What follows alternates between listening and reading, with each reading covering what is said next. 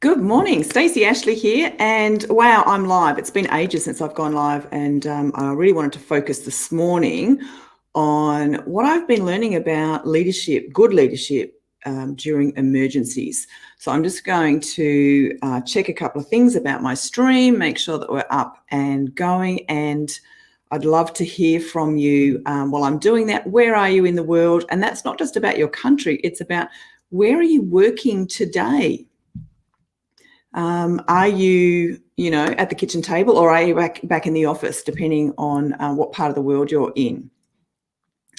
So let me just turn this one off. Okay, so I can see a few people on the stream, which is great. Love to hear from you. So I delivered a workshop earlier this week, and it was all about leadership and resilience, particularly in emergency. And I guess it was, it came out of, or was triggered by, of course, the world's been dealing with a fairly significant emergency this year, or catastrophe, disaster, whatever you would like to call it. And there are different, oh, I think my stream's gone. There we go. No, it's still there.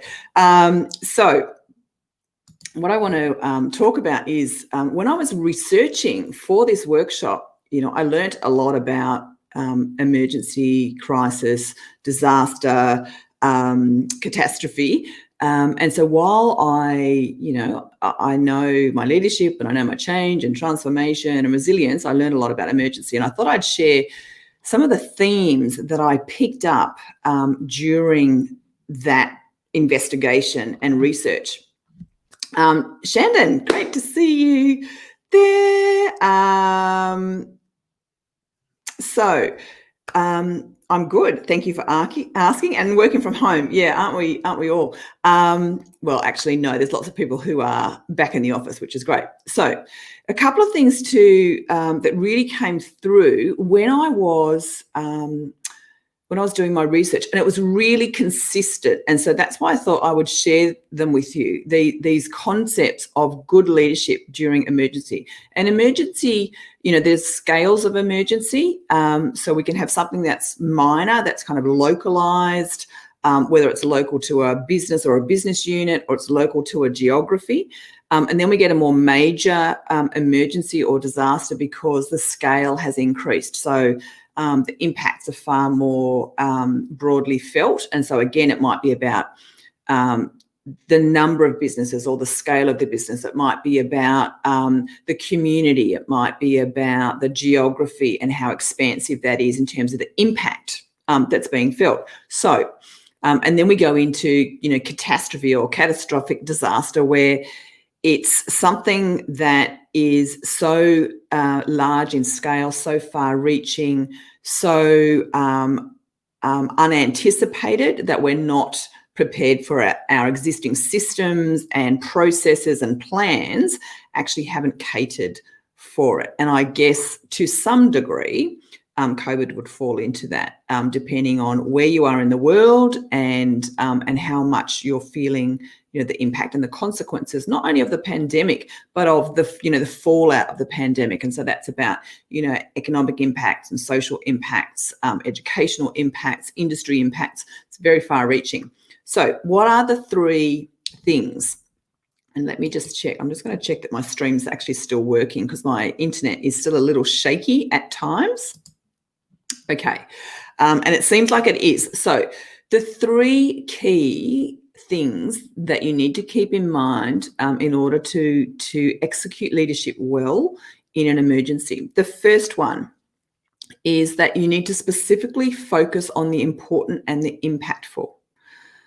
And when everything's really busy and urgent and all of those sorts of things, that's challenging. And so it's really important to not get dragged into the detail, not to get dragged into things that are urgent but not important. So as the leader, you need to specifically focus on the important, where you will make the biggest difference.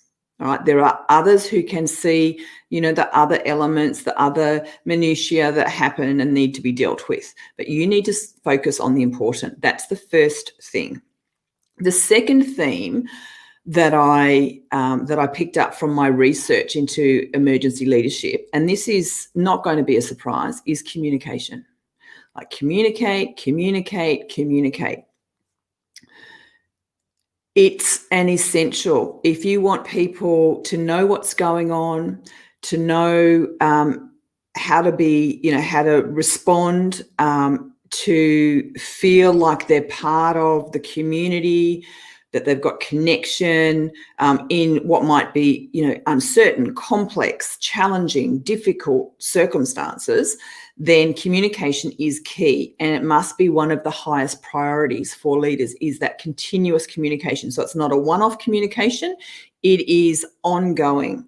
And it's about, making sure that everybody hears the message, and typically in just a planned change process, people need to receive a message 7 times on average before they retain it. So now layer over the top of that some kind of emergency kind of situation. How many times are they going to need to receive a message before they actually retain it? So you have a really clear responsibility in your leadership role to communicate with consistency and frequency and with variety in terms of the way that you deliver the message, the different channels and modes that you use.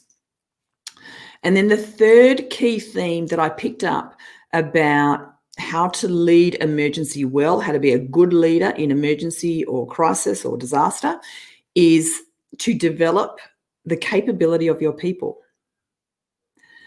And so there are two, I guess, drivers for that. The first one is that you need the capability in order to be able to respond to the crisis and also to be able to recover from the crisis.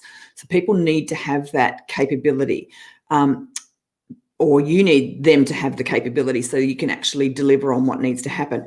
The second thing, though, the second driver, and I'd love to hear your thoughts on this, and I can see a few more people just jumping in, so welcome. Great to have you here. The second driver for building capability is that in order for people to participate in the response and the recovery to a crisis, in order for them to contribute, they need to feel confident that they've actually got something to offer. So they need to feel confident in their own abilities and experience and skills and knowledge. And so by continuing to actually build their capability, to continue offering them opportunities to learn and to grow, you're filling up their toolkit, but you're also helping their confidence to be part of the solution, to be part of the way forward. So these are the three things the three themes that I picked up about what makes good leadership during emergencies. So number one was to really make sure that you focus on the important. You specifically focus on the important and not everything else. Number two, communicate consistently. And number three is to build capability in your people. So I hope that's helpful. I'd love to know, where is your focus at the moment? And how do those three themes kind of fit with what you think makes good leadership during emergencies? So pop it in the comments and let me know, and I'll keep monitoring those. I'm just going to have a little look at my comments. So I can see James there. Welcome. Great to have you here as well.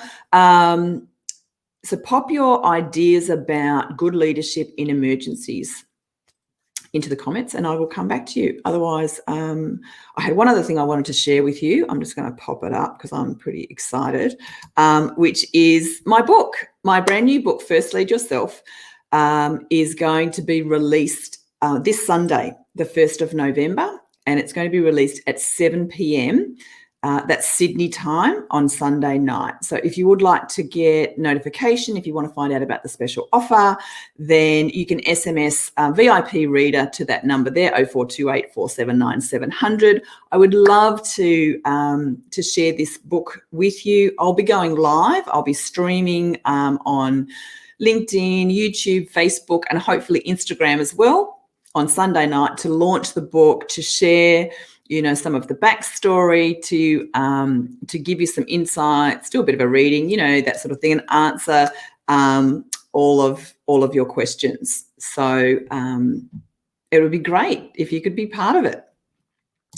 So I can just see I've got another question's come up from, thought has come up from James about what makes good leadership in emergencies, which is keep calm. I think that's super important. I would totally agree. Keep calm, keep your head, keep centered, and be an example for others. So the idea of role modeling as a leader, again, you know, as those of you who are familiar with me will know, role modeling is such a key part of being a leader, showing others what leadership looks like. And in an emergency, that just becomes even more critical. So really great point, James. Thank you. All right, I'm going to wrap it up here because I need to jump onto my next session. But I'd love to hear from you. I'd love to hear your comments, and I look forward to going live again soon, and also maybe seeing you at the launch live stream on Sunday night. Take care. Be well.